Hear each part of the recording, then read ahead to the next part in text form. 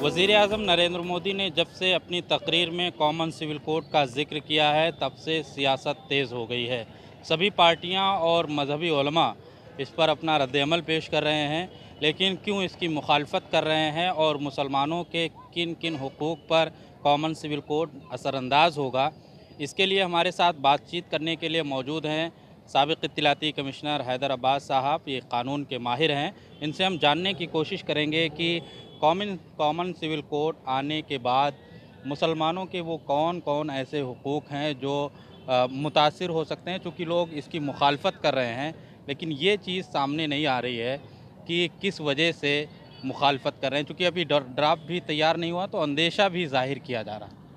देखिए, बुनियादी तौर के ऊपर जो कॉन्स्टिट्यूशन ऑफ इंडिया है उसके आर्टिकल 44 में सेक्शन 4 में ये बात लिखी हुई है कि the state shall endeavour for its citizens to secure a uniform civil code in the territory of India.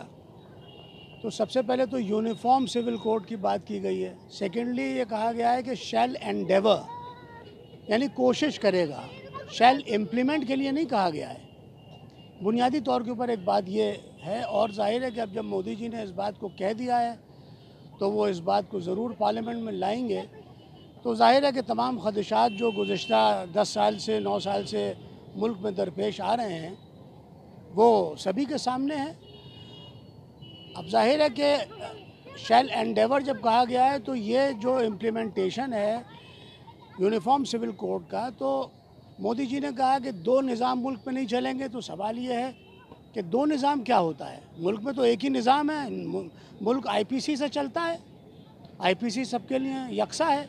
अब जो सिविल लॉज हैं और जो इस तरह की बातें हैं तो जाहिर है कि उसमें पूरी तरह से ये जो मोदी जी का जो ये इक़दाम है वो फैक्टर्ड अगेंस्ट मुस्लिम्स है। ये इसकी जो यानी पॉलिटिकल इसका जो एंगल है, लीगल एंगल तो अपनी जगह है। ज़ाहिर है कि अभी तक ड्राफ्ट नहीं आया है, ड्राफ्ट आएगा उस पर गुफ्तगू होगी, उसमें तमाम सरकारी जो चाटुकार लोग हजरात हैं वो सब सरकार की मदासराई करेंगे। वो जो टेम्पलेट वहाँ से आया है उत्तराखंड से, उसमें कोई मुसलमानों का रिप्रेजेंटेशन नहीं है, उसमें ब्यूरोक्रेट्स हैं, उसमें एक हाई कोर्ट की जज साहिबा हैं, तो मुसलमानों की राय ली नहीं गई है। अब बुनियादी तौर पे यह जो है बहुत ख़तरनाक चीज़ है। यानी आर्टिकल 370 चला गया, वो भी अगेंस्ट मुस्लिम्स था। बाबरी मस्जिद जहाँ के ऊपर मौजूद थी उसका इनेदाम हो गया, उसकी शहादत हो गई। उसी मकाम के ऊपर लॉर्ड रामा का मंदिर बनना है, वो भी अगेंस्ट मुस्लिम्स है। और जाहिर है कि यूनिफॉर्म सिविल कोड है वो भी एसेंशियली अगेंस्ट मुस्लिम्स है। तो मोदी जी अपना एजेंडा जो है वो अपनी कॉन्स्टिट्यूंसी को साबित कर रहे हैं, बस इतनी सी बात है। इसमें लोग विरोध कर रहे हैं कॉमन सिविल कोड और ये कह रहे हैं अगेंस्ट मुस्लिम है, मुसलमानों के ख़िलाफ़ है, तमाम चीज़ें कह रहे हैं। लेकिन क्या ख़दशात हैं जो हुकूक़ हैं मुसलमानों के, ख़ास तौर से स्पेशल जो मैरिज एक्ट है या इस तरीके से जो उनको मराहत हासिल हैं तमाम स्टेट में, वक्फ बोर्ड हैं, माइनॉरिटी कमीशन है या और दीगर चीज़ें हैं, इदारों को माइनॉरिटी स्टेटस हासिल है, किन किन चीज़ों पर इफ़ेक्ट करने के ख़दशात हैं? देखिए, वंस यूनिफॉर्म सिविल कोड आएगा तो औकाफ जाएंगे। औकाफ को जाने की, उसको औकाफ को ख़त्म कर देने की भी एक पटिशन चल रही है। और औकाफ जाने से मुराद ये है कि जो मुसलमानों के कब्रिस्तान हैं, जहाँ पे मुसलमान यानी अपने आखिरी उमूर अंजाम देते हैं अपने मुर्दों को, जब यूनिफॉर्म सिविल कोड आएगा तो कुछ ही दिन के बाद ये बात उठने लगेगी कि मुसलमान जो हैं वो अपने मुर्दों को जलाएं, जैसे कि मेजॉरिटी कम्युनिटी करती है। तो सवाल ये आ रहा है कि मुसलमानों के सारे औकाफ ज़ीरो हो जाएंगे और मुसलमानों से कहा जाएगा कि आप ये जो प्रॉपर्टीज़ हैं, इसकी जो रियल इस्टेट वैल्यू है, इसी पे हुकूमत की निगाह है, करोड़ों अरबों की प्रॉपर्टीज़ हैं, और मुसलमानों के कब्रिस्तान ख़त्म हो जाएंगे। मुसलमानों की जो 2 यूनिवर्सिटीज़ थी, जामिया मिलिया इस्लामिया और अलीगढ़ मुस्लिम यूनिवर्सिटी, वो आज यानी उनका जो एसेंशियल एलिमेंट था वो भी नहीं है। माइनॉरिटी स्टेटस उनका ख़त्म किया जा चुका है। उनकी जो एड थी जो सरकार उनको देती थी उसको कितना हेविली स्लैश डाउन कर चुके हैं। और बुनियादी बात, एक बात ये समझनी चाहिए, हमारे जो बरादरान वतन हैं, जो ओबीसीज़ हैं, ओवरवेलमिंग, اور جو شیڈول کاسٹس ہیں اور شیڈول ٹرائبز ہیں جن کو ریزرویشنز بھی ملے ہوئے ہیں، باوجود اس کے کہ یہ بار بار اس بات کو کہتے ہیں کہ ہم ہندو نہیں ہیں، ہم بدھسٹ ہیں اور تمام چیزیں ہیں، لیکن بالآخر وہ ہندو ہی گردانتے ہیں۔ تو آپ یہ جانیے کہ یونیفارم سول کوڈ کا امپلیمنٹیشن کا مطلب ہے کہ India will be declared a Hindu state.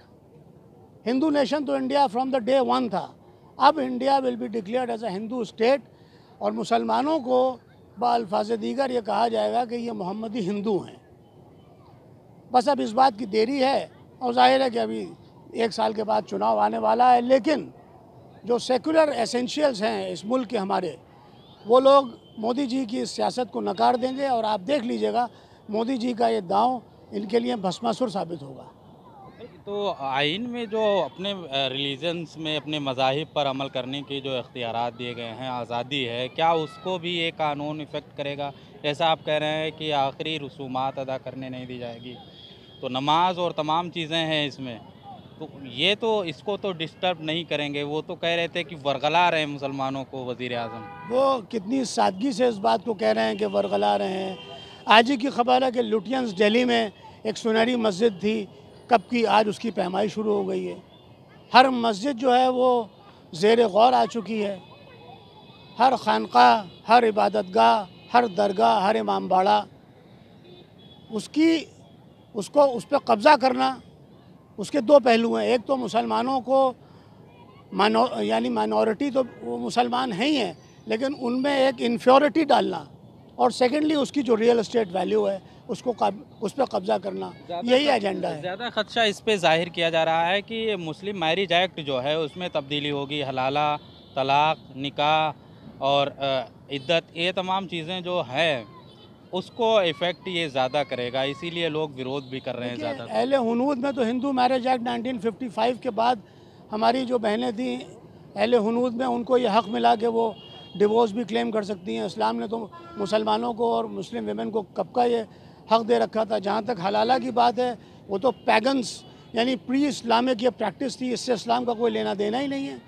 اور جہاں تک عدت کی بات ہے، تو وہ عدت اسی بنا سے ہے کہ اگر کوئی بیوہ ہے بیچاری اور وہ مثلاً پریگننٹ ہے، اور 3 مہینے کے بعد یہ ثابت ہو جائے گا کہ وہ پریگننٹ ہے نہیں ہے، تو اس کو یہ حق ہے کہ وہ جا کے دوسری شادی کر سکتی ہے، اسی بنا سے عدت ہے۔ تو قانون کے ماہر حیدرآباد صاحب تھے، اور وہ بتا رہے تھے کہ جو علماء کامن سول کوڈ کی مخالفت کر رہے ہیں وہ بے وجہ مخالفت نہیں کر رہے ہیں، چونکہ مسلمانوں کے کئی ایسے حقوق ہیں جو اس قانون کی وجہ سے چھین لیے جائیں گے۔ تو ظاہر ہے کہ پارلیمانی انتخابات 2024 میں ہیں، اور اس سے پہلے اس کی سرگرمیاں جس طریقے سے تیز ہوئی ہیں وہ انتخابات پر کتنا اثر انداز ہوگی، اور اس کو پولرائزیشن کتنے بڑے پیمانے پر کیا جا سکتا ہے، یہ تو آنے والا وقت بتائے گا، لیکن فی الحال اس پر سیاست تیز ہے۔ ETV بھارت کے لیے لکھنؤ سے خورشید احمد۔